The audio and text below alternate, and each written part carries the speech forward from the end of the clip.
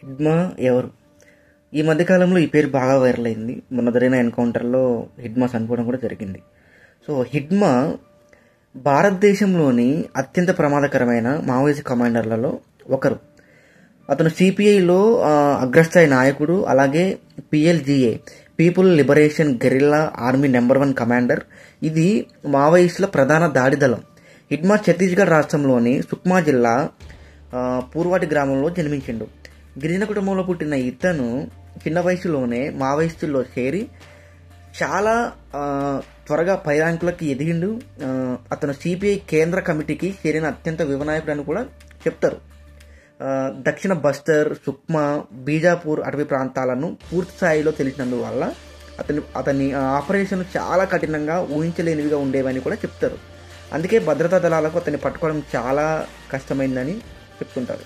మరి ఈ పిఎల్జిఏ అంటే ఏంటి? పీపుల్ లిబరేషన్ గ్యాలరీ ఆర్మీ అంటే ఇది సిపిఐ పార్టీకి చెందిన సాయుధ దళం. మావోయిస్టుల అన్ని దాడులు, అంబుస్టులు, ఆపరేషన్లు ఈ పిఎల్జిఏ ద్వారా జరుగుతాయి.